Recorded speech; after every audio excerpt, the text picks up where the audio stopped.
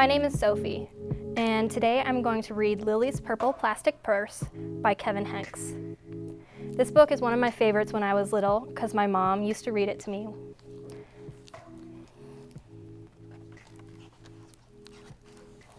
Lily loved school.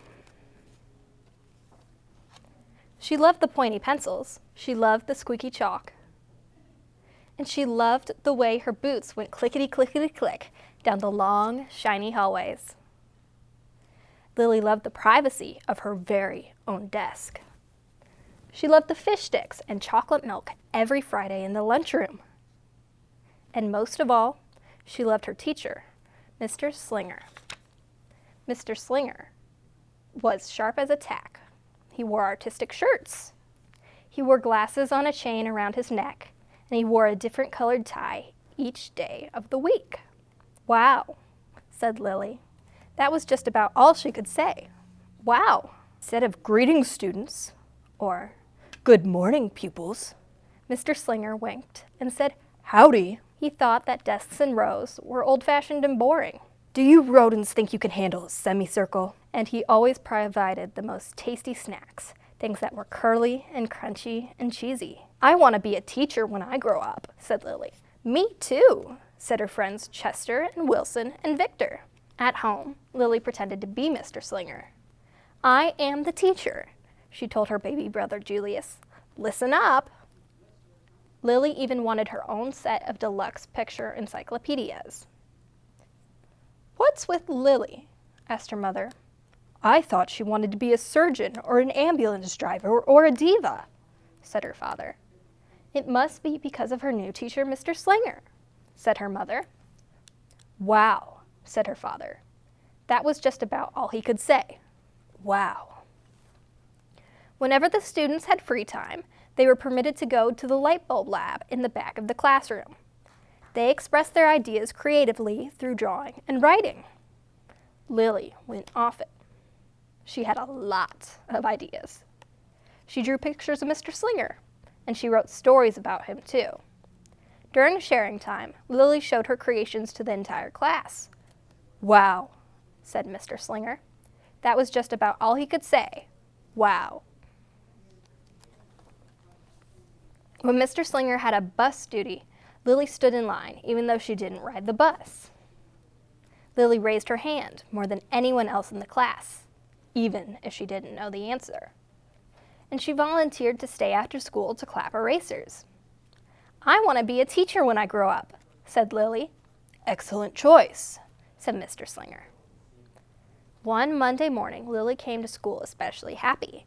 She had gone shopping with her granny over the weekend. Lily had a brand new pair of movie star sunglasses, complete with glittery diamonds and a chain like Mr. Slinger's. She had 3 shiny quarters. And best of all, she had a brand new purple plastic purse that played a jaunty tune when it was opened. Lily wanted to show everyone. "Not now," said Mr. Slinger. "Listen to our story." Lily had a hard time listening. Lily really wanted to show everyone. "Not now," said Mr. Slinger. "Let's be considerate of our classmates." Lily had a hard time being considerate. Lily really wanted to show everyone. "Not now," said Mr. Slinger. "Wait until recess or sharing time." But Lily could not wait.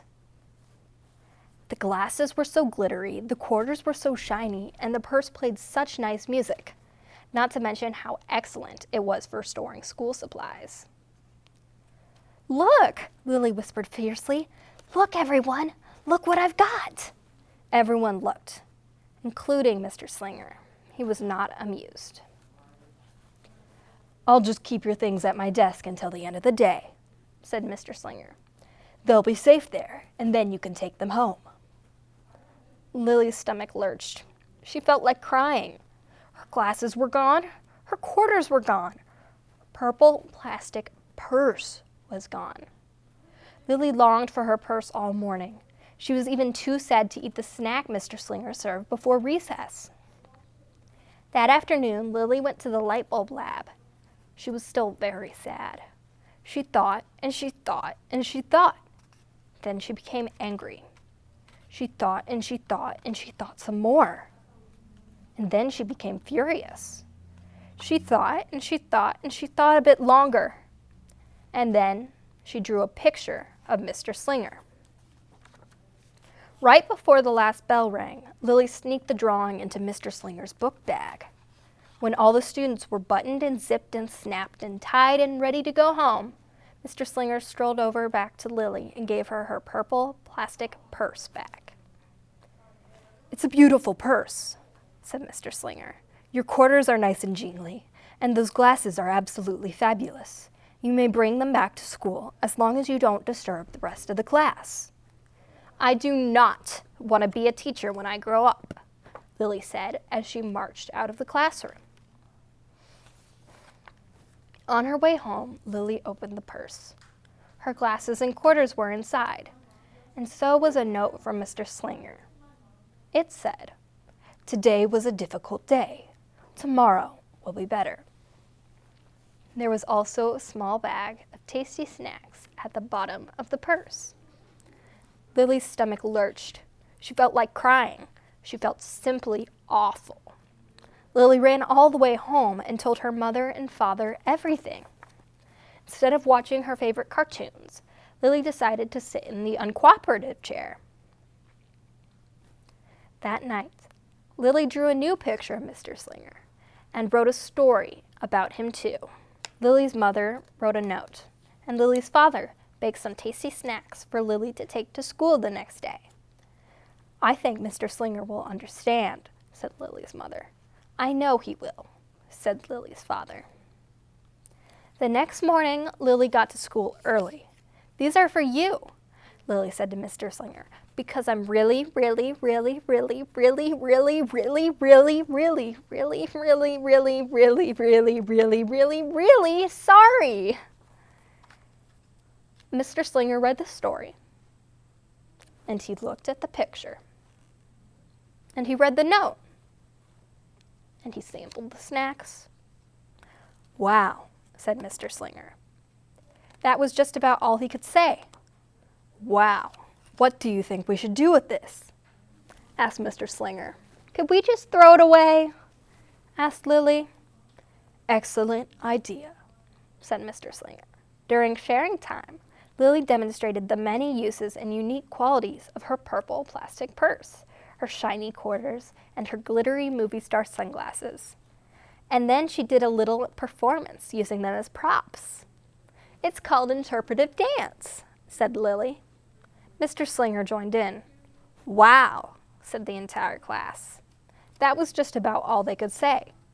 Wow. Throughout the rest of the day, Lily's purse and quarters and sunglasses were tucked safely inside her desk. She picked at them often, but did not disturb a soul. Right before the last bell rang, Mr. Slinger served Lily's snacks to everyone's delight. "What do you want to be when you grow up?" asked Mr. Slinger. "A teacher," everyone responded. Lily's response was the loudest. "Excellent choice," said Mr. Slinger.